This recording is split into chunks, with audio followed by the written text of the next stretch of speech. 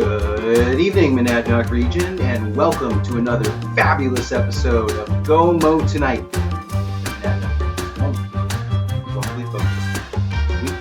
comedy podcast. How is everybody this evening? We're coming at you on Midsummer's Eve today, when this episode is released. We're here once more in the Space Lounge,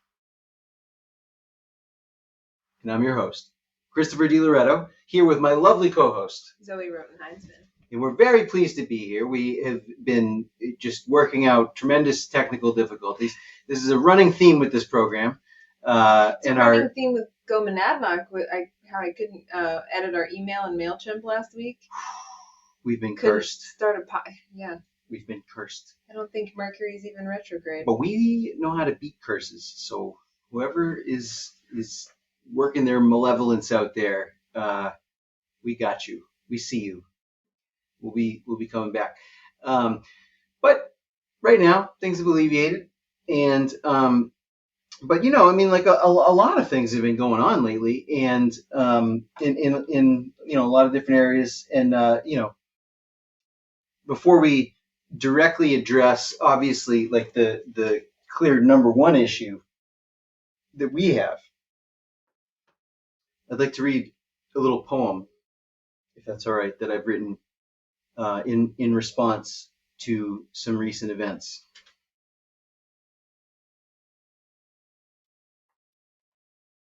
Two trailer park girls go round the outside, round the outside, round the outside. Two trailer park girls go round the outside, round the outside, round the outside. Guess who's back? Back again. Shady's back. Tell a friend.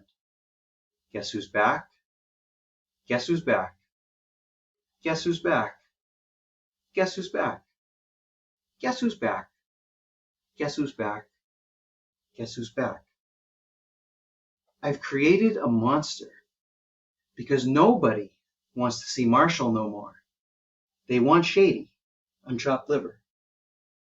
Well, if you want Shady, this is what I'll give you. A little bit of weed mixed with some hard liquor. Some vodka that'll jumpstart my heart quicker than a shock when I get shocked at the hospital by the doctor when I'm not cooperating, when I'm rocking the table while he's operating. You waited this long, now stop debating, because I'm back, I'm on the rag, and ovulating. I know that you got a job, Miss Cheney, but your husband's heart problem's complicating. So Elaine Marie won't let me be, or let me be me, so let me see. They try to shut me down in the Peterborough Facebook group, but it feels so empty without me. All right. Nope. Thank you. Is that the one that they're gonna put on the plaque at Cathedral of the Pines? Yes, it is. Yes, poetry at the Pines. Yes, all right. I'll do apologies to our friend Marshall Mathers, poet of a generation. But as some of you might guess, I'm alluding to the fact that I have been once again unceremoniously removed from the Peterborough Facebook group. It was about bears. It did involve the town idiot, Elaine Marie. I got booted basically for calling her that. But see, I definitely said, a bunch of mean things that were, against the code, right? But I only did so in response to many, many other people also acting against the code in concert against me, because they like animals more than people. They don't like justice. They don't believe in equality for human beings. They don't believe in justice or liberty or prosperity or, human creativity or freedom. They just want animals. They don't want us to live here. They think this is the bears' home and that none of us belong here and it's our fault. Everything's our fault. People are bad. A lot of people saying people are bad, but specifically, they think that even as far as people go, I'm very bad. Probably the worst. Probably the worst.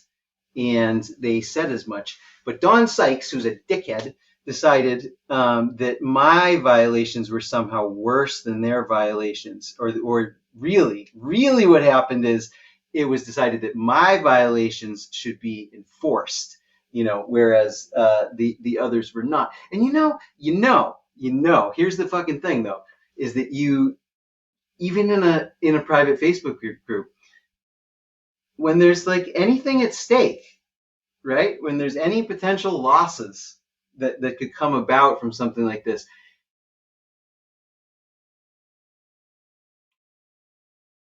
inconsistent application of the rules in a case where someone could lose something, it's a liability. It's a liability. Do you hear that, mods? Do you hear that, Dawn? And Rhiannon, I know you didn't do it, but it's, you guys are a team, and I'm coming back to the group because we don't have to litigate, right? I mean, we don't, but there's definitely losses involved here, and there's definitely discrimination, and it's unjust, it's political, it's not misogynistic, but it is misanthropist, and I'm I'm on the side of people. I'm on the side of human beings, and I will never be ashamed to stand up for my fellow person. We're not going to say fellow man on this program anymore. My fellow person, fellow human. And this is ridiculous. So, we can. I was going to say, back up, because I actually didn't see all of the comments. I saw the thread. I saw some of what happened, but there was a lot that I missed and that seems to have disappeared or was deleted. And so. Well, it all happened because everybody was picking on this poor woman who made a post about how the bears had come for her chickens and had eaten them. Which has happened to me. It's, that when you raise chickens, you're going to have losses most likely, but it's still never a fun thing. And a bear is they're extreme because they will rip into a coop. It's one thing if a fox grabs a chicken running around in the yard or I don't know, but a bear will tear it down. And I don't know if you've ever had anything stolen from your house, but it's more similar to violation. That feeling. It is. It is fucking violation. It is. It feels really shocking. Yes, and so there seems to be a view among some. I don't think this is a prevailing view, but that people in town who have chickens are well. In fact, I mean, this was explicitly said. This wasn't just a feeling. This was something that was said to me about both the original poster and myself by implication, which again would be a violation of the group's rules, was that people who have chickens are basically just dilettantes who are make-believe farmers, and therefore it's fine if our chickens get destroyed by other animals, which is really a fucked up way to think. I mean, that's really super bizarre. And frankly, it's bizarre to say this was their home first and we took it. That's not a thing, guys. That's not real. The bears are here because we are here. That's why there's so many bears, and because we don't shoot them anymore. There used to be less bears because the hunting was expanded, right?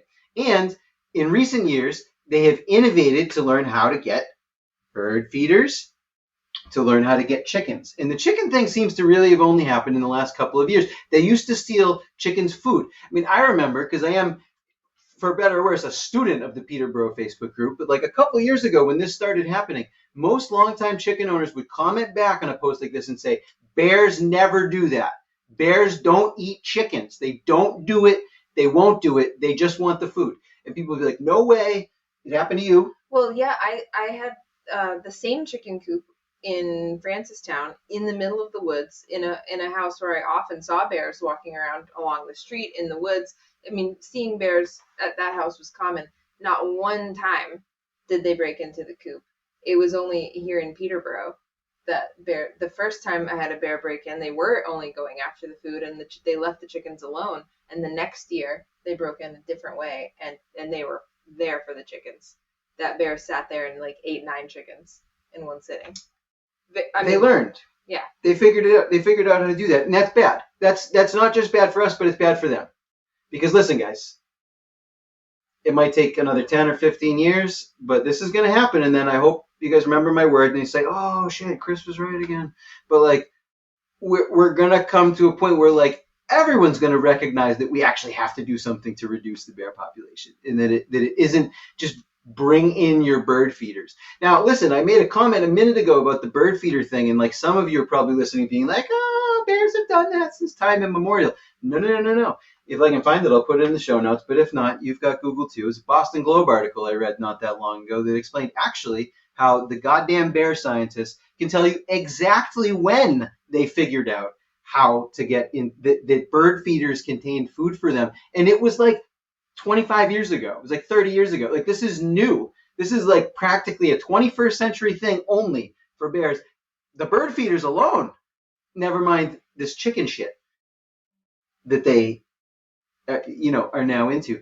And look, they're scavengers, guys. Even people are like, no, they hunt bears. Not real. I mean, they hunt deers. Like, not really. Like, they come up. They do eat deer, like when the deer is weak and when the deer is easy for them to get.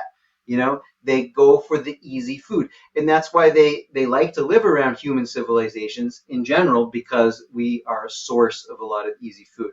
Now, the more this continues without any sort of change in our behavior to mitigate the bear population, because we can't stop existing, like we can't. And God Almighty, this is fucking New Hampshire, right? And you're gonna make the argument that people don't have the right to have animals in their land? And it's also it's very strange, because I would bet that a lot of the people who are pro bear in this argument are also pro honeybees, pro local food.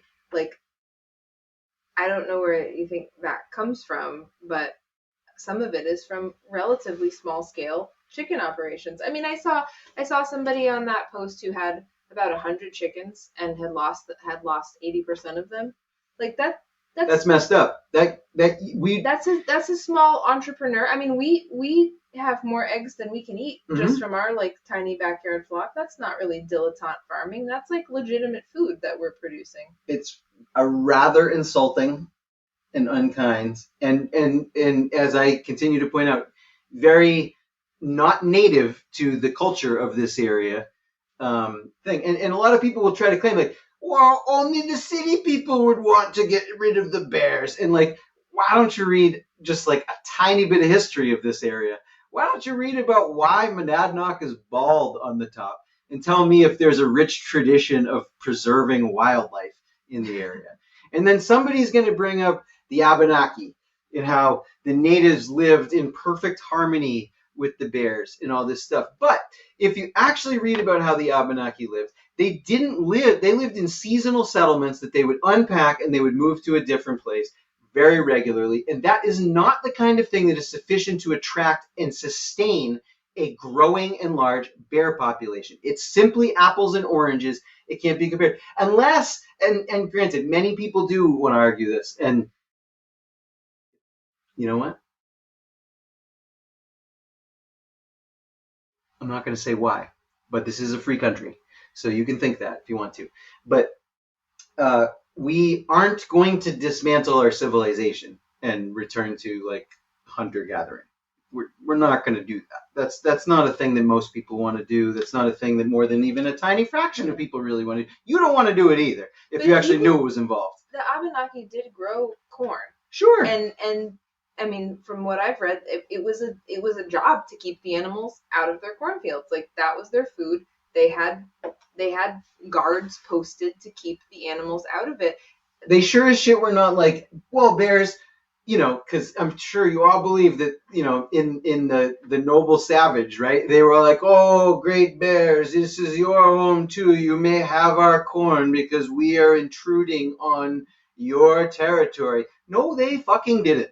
That is not what happened. Like, well, also what brought that example to mind about the Abenaki and the corn is that I think it may have been Elaine herself in that post had a picture of her corn patch and said she didn't mind if the bears came and ate it. And I just I just think that's so weird. Mentally ill. Like, that's bizarre. Like, that does not bear any resemblance to like any way of life that humans have ever had. And listen, I am nice to animals, okay? I act very extreme on this issue because I'd like to call attention to it, and because I would like to challenge people's opinions about the fact that like we must leave nature alone and all this stuff. Human beings have never left nature alone. That is why we're alive.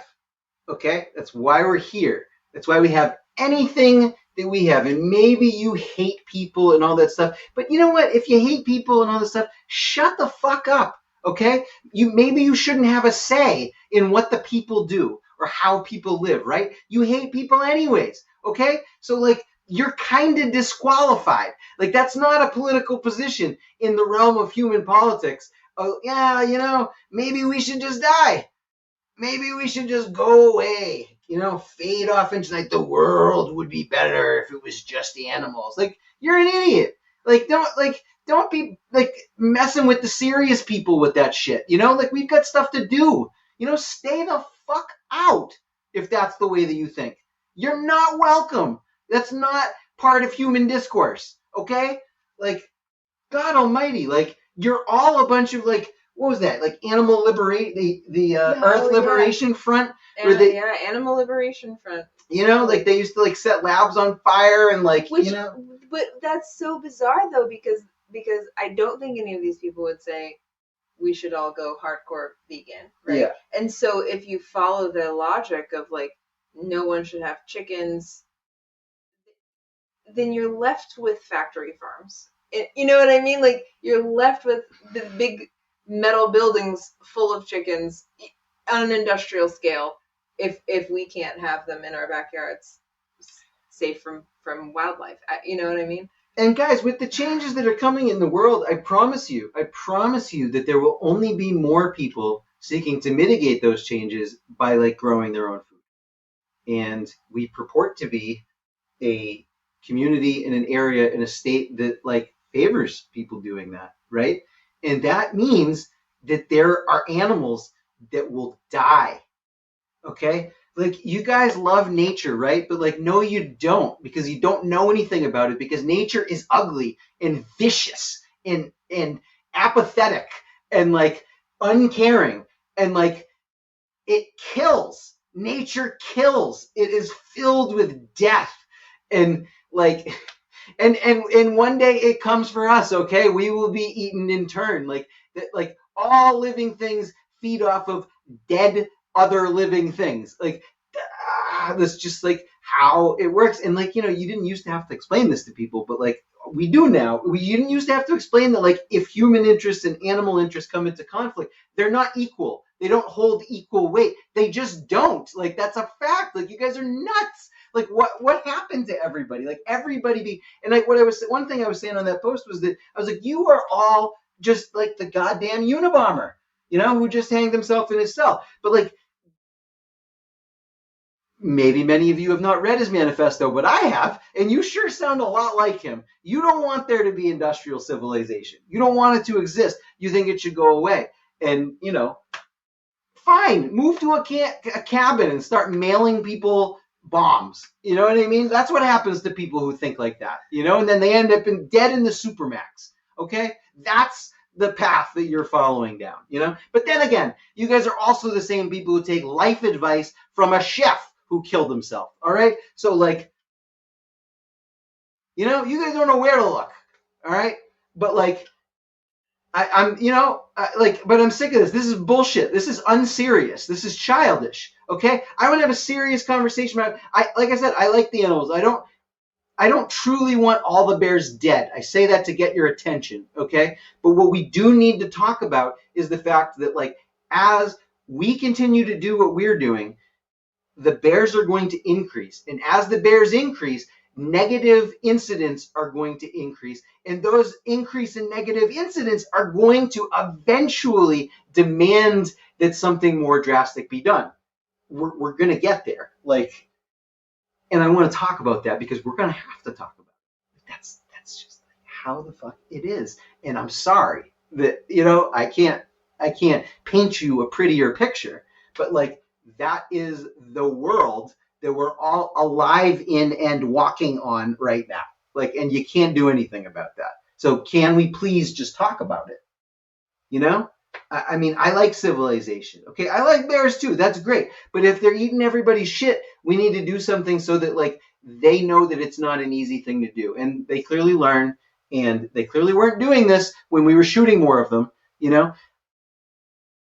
This is there's not really two paths on this. Like it's just what it is. Like we deserve our town and our property and this is our territory. I assure you, it does not belong to anyone else right now. Someday maybe it will, because people are always displaced in this world. And we will be dead, right? But for now, today, this is ours, okay? And it doesn't belong to the animals. Like, we're not sharing it with Gaia or like, the ancestors or whatever, okay? We own it, all right? We steward it or whatever. We lease it while we're alive, okay? And we have to deal with it on its own terms, not the terms that we would like to impose upon it. That's just called being an adult. We are trying the electric fence path. Yeah, we are. I don't even own a gun, guys. I don't. I talk about how I'm going to shoot bears. Okay, like I don't even have a fucking gun. All right, like we're going to do the electric fence, but just be honest. Yeah. Well, hopefully that will work, and the bears will get their noses zapped, and they'll stop craving chicken flesh. Tell you what. That's what I hope. But speaking of electric fences and bears, there was this quiz. Oh, New York Times. In the New York Times that was, would you survive a bear attack?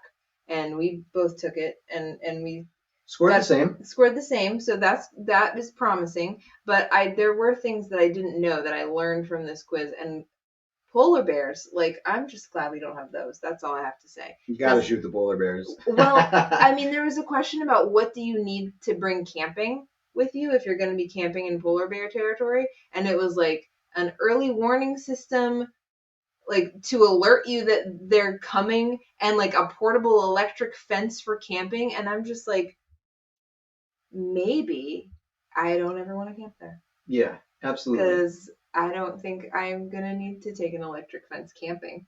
I'll set it up in the yard for the chickens, but that's a bit much. I'll give you a little ancient Abenaki wisdom about polar bears, which is to say, very, very ancient saying, the only good polar bear is on a Coca-Cola can at Christmas time. So, I'm coming back to the group. You guys can decide when and on what terms, but your move. You have a short amount of time before I run out of patience. So it shall be. But, and on more positive fronts, though, we continue to experience some, just very, very positive fruits of the region, if we might say so. Excuse me. So a couple weeks ago, we went to this place, and I returned on Father's Day with my son yesterday. Yesterday. Yesterday, yeah.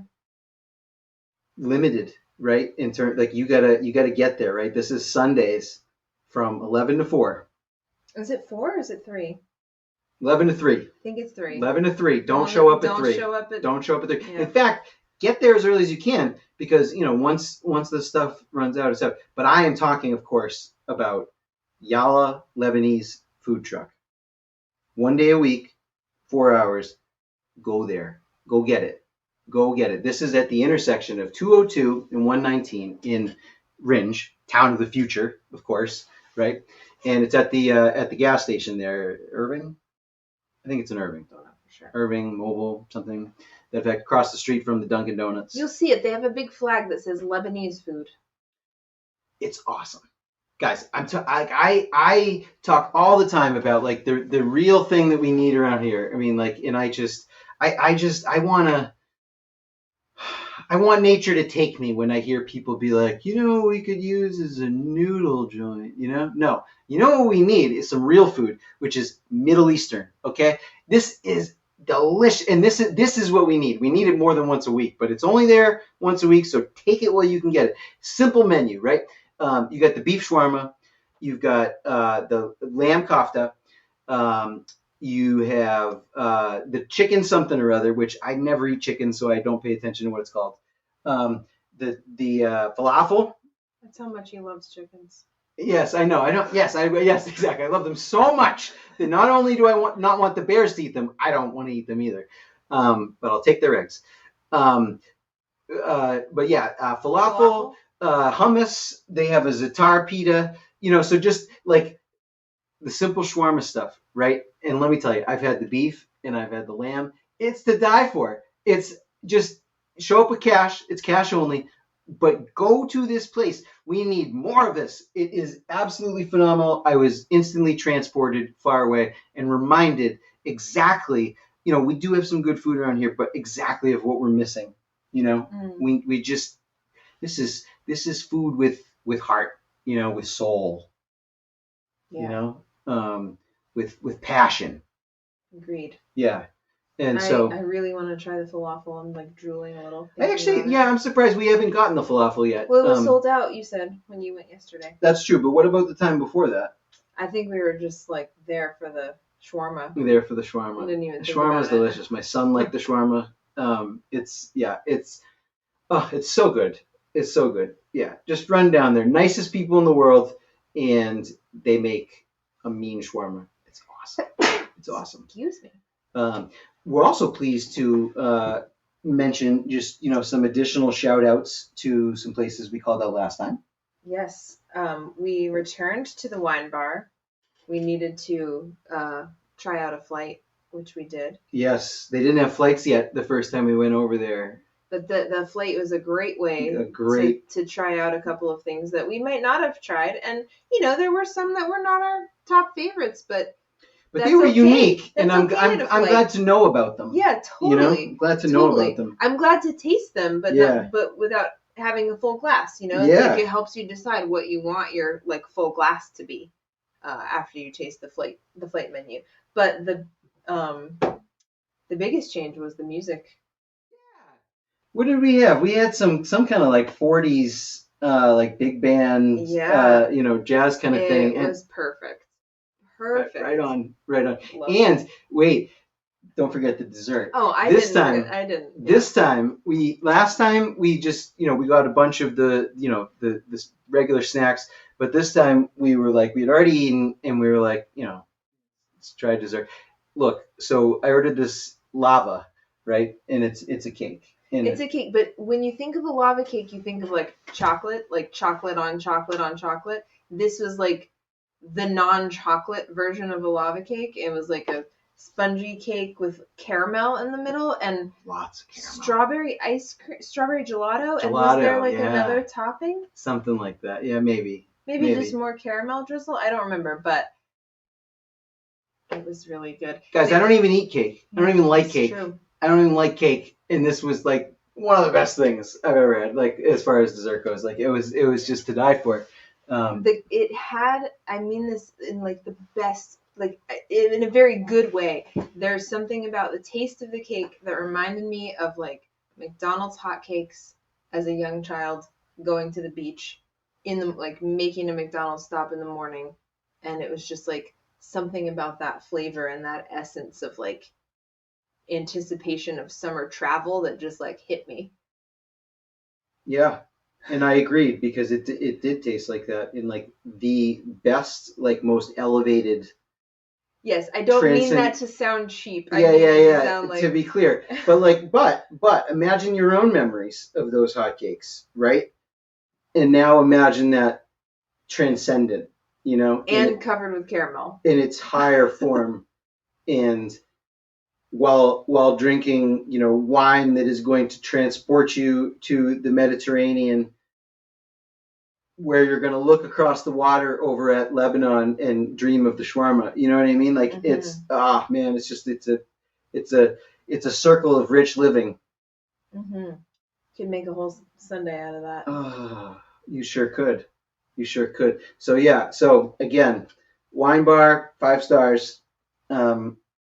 go there. I also want to make a comment. We talked about new Brady's last time, and I just wanted to say I haven't been back yet, but I just wanted to appreciate this post that they made on June 10th, which, as far as I know, was like right around the day that like Harlow's closed, to become new Harlow's, right? And it says, we've got a spicy roast beef melt today with pepper jack, banana peppers, roasted red peppers, and horseradish sauce. And the image here, which I know you can't really see, but it's a sandwich, but it's like photoshopped into a still of some black and white woods with some words over it that are faint but saying, in October of 1994, 3 student filmmakers disappeared in the woods near. You see where I'm going with this? Some of you get this joke. So Blair Witch Project. Nicely done. I like that.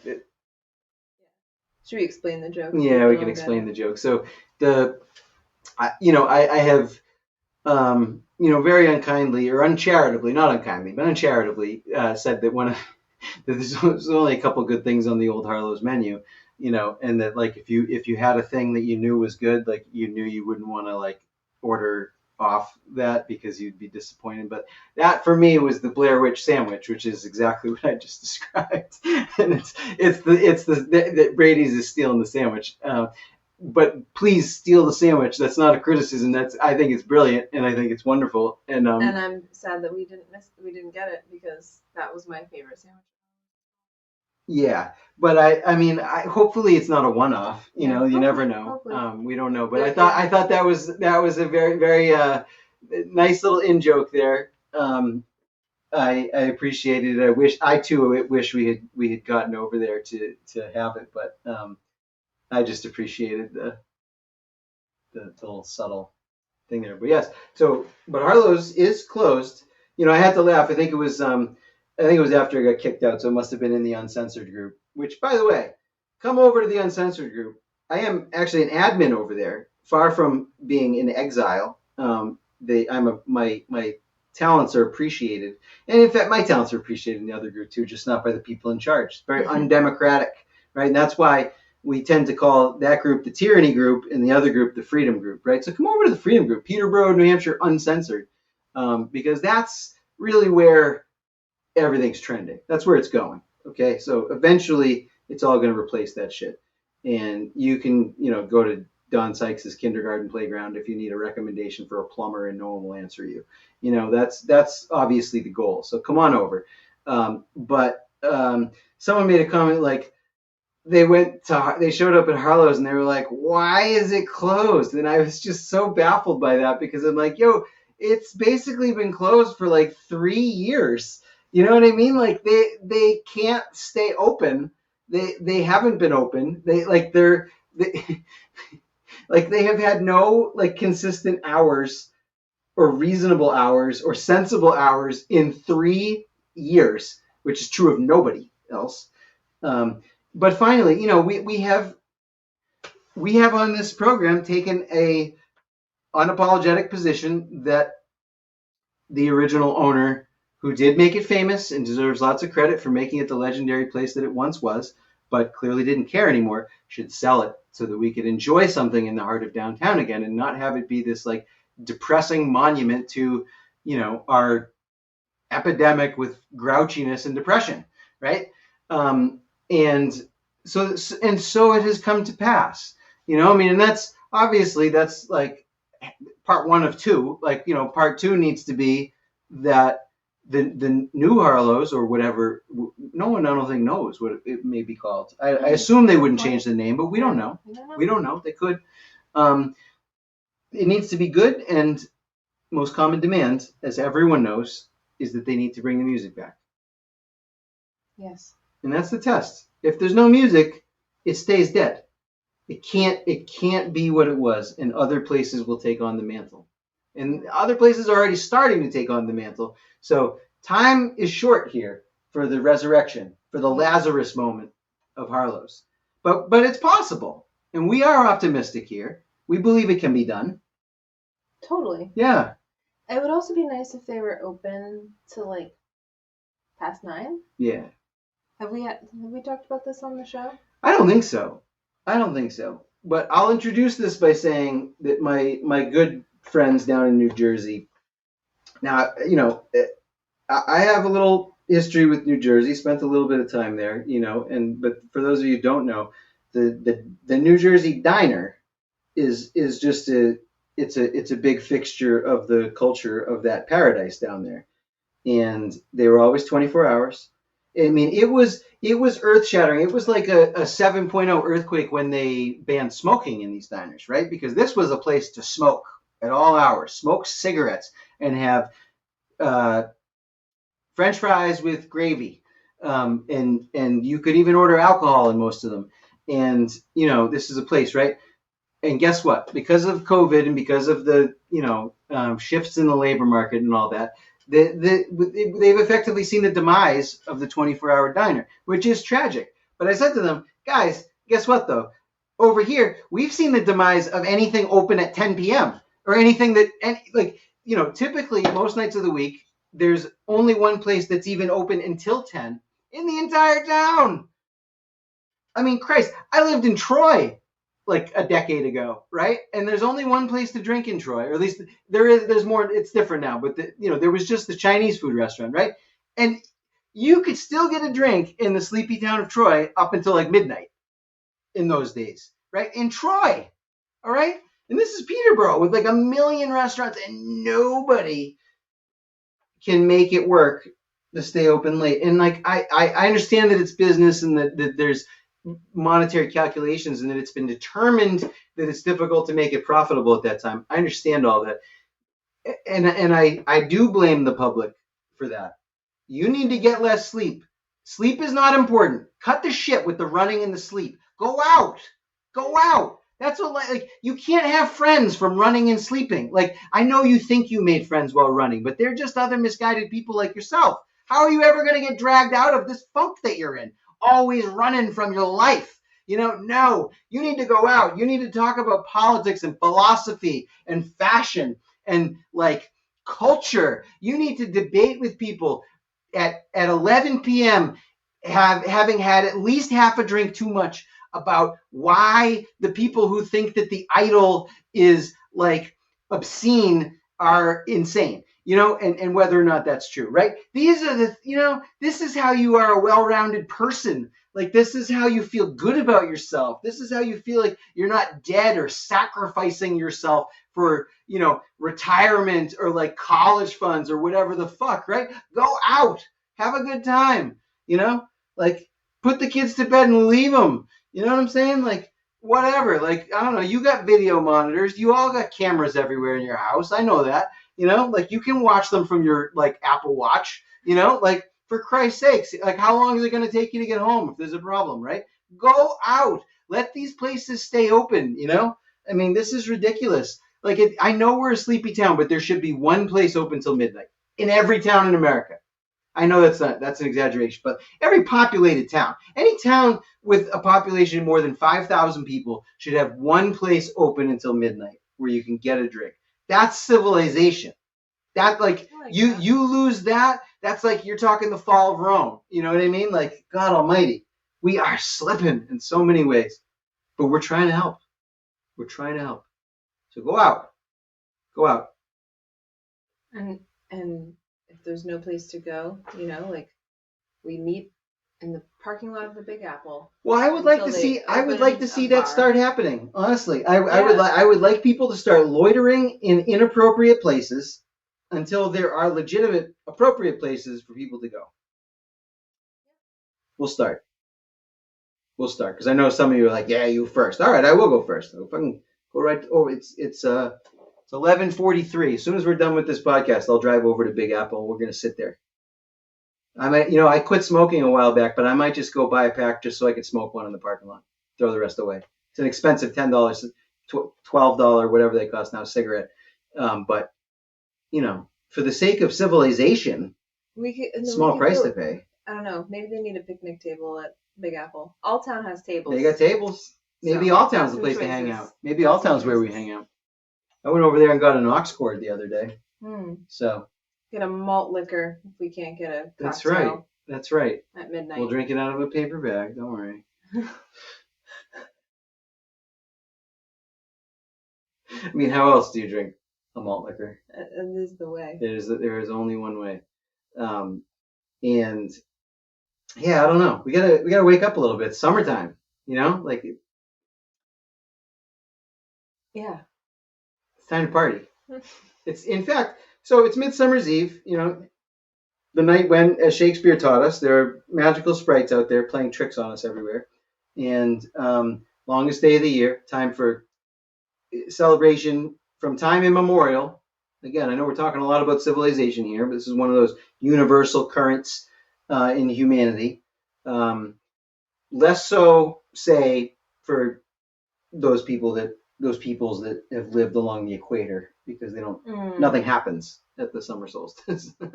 But for anybody who has seasons, even slight seasons, right? The longest day of the year means something. It's a big deal. And it's a big deal for us. We celebrate in a lot of different ways. We do some rituals on a mystical hill. We usually have a big party, maybe a couple of parties, a couple little other ritual type things. It's a big deal. It's important. We in our culture, we do a pretty decent job with Christmas, I think, if you try. Like I've said many times before, if you're having a terrible time at Christmas, then you need a consultant, and I'm available. But more than that, though, because we don't want to rest on our laurels here, we ought to be doing an equivalent thing on the other side of the spectrum. It's not just about the shortest day of the year. I mean, come on, right? I mean, like this used to be a much bigger deal, and we ought to. We encourage everyone to get into it, lean in, and if that for you means 4th of July celebrations, let them fly, shoot off those rockets. You know what I mean? We do that too. That's because that's the closest thing in our culture, in America anyways, to a solstice celebration is the 4th of July. And so, this is the way these things work, is that if you, a lot of times things like that will pop up, even if you don't actually acknowledge midsummer, right? And so that's what we have. And so lean into that. Use that to your advantage. It's okay to celebrate the solstice 2 weeks after the solstice. It's a big season. It's just like Christmas, totally. But make the most of these days. This is a big time of the year. This is the time when the year flowers before you. And when you truly it's been building and building and building and building, but you haven't even seen the true nature of what this year has in store. Like when you look back on 2023, right?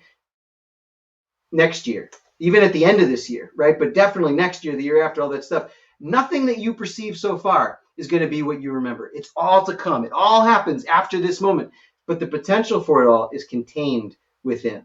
Now is just the moment when it all becomes manifest. So be aware of that. It's kind of important. It might make you want to go out. It might make you not want to kill bears, but want to protect the chickens and want to support farmers, because, farmers are definitely a big major group that celebrates the solstice and always has. Yeah. I have heard recently this idea that the summer solstice is like a terrible day, because after that moment they get short again. And I have made that joke before in years past. Sure. I made reference to it yesterday.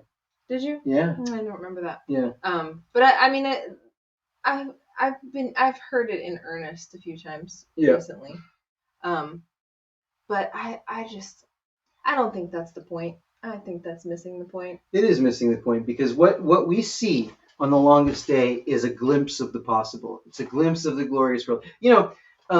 Some of you out there may be familiar with the one of the, if not the greatest Christmas special that exists, which is Christmas Eve on Sesame Street from, I believe, 1979. And there's a song in that fine film, and I'm not going to sing it for you today. Maybe another time. Maybe at Christmas time. But it's called "Keep Christmas with You All Through the Year." And it's about it's about what it sounds like, right? It's about taking that oftentimes at Christmas it doesn't always, but if you're doing it right, it brings out the best in you, right? It brings out those warm feelings, those those longing for the past and that desire to bring the best of the past forward and on beyond, right? And family and friends and like gift giving and warm fires and all that, right? And you get that like magical anticipation that you remember from childhood and all that. And the message is that, like, yes, we experience that in this moment, but if you can take that, peace on earth, goodwill towards men, and carry it forward through the year, then like you really understand the meaning, right? That's like the end of the Christmas Carol, of A Christmas Carol. Correct. Like, keep Christmas in your heart, Absolutely it is. And so, but I actually think that the concept works even better at the summer solstice, because we have this moment of the greatest light and before the light begins to dim again, right? And in this case, what we're saying is take the light with you, and it's, I find it, so obviously we've got these like cultural and individual memory, nostalgia associated memories and feelings and warmth around Christmas, right? And so that's how we access that concept, right? But here it's so much more obvious, like it's so much more physically apparent. Like we don't have to like invent stories in a whole fabled tradition of our culture around it to say, hey, while the light is bright, I ought to store it within. While my spirits are so buoyant and light, like while I feel as fresh as this grass and these flowers, yes, even the wildflowers supporting the bees, yes, while I feel as like naturally strong and full of life as all of those forms of life and the great giver of life up in the sky, right? What if I kept that feeling with me even as things started getting darker? And that, I think, is a really good thing. Whatever we believe, wherever we stand on the bear issue, wherever we stand on the issue of me getting back into the Facebook group, right? I think that we can all, whatever side of the aisle, RFK voters, like anybody, I think can benefit from that concept, from that idea of like really like using this time to fuel ourselves, to celebrate, to like build those bonds. Really, in a lot of ways, this is an opportunity to do the same things that I'm talking about with regard to like going out and making friends and like being at another place and stuff, right? But maybe it's a little bit easier because barbecues usually start during the day, and like if you still want to go to bed at 9 o'clock like a weirdo, you can most of the time, right? You're gonna miss probably the best part when it's still light out. Yeah, right. Exactly. Yeah, I know. Don't do that, please. It's like trying to die early. Like it's like don't like God. But seriously, this time is an opportunity to gather with people, to make bonds, to build memories. This is true for your kids. Like this is, don't take this lightly.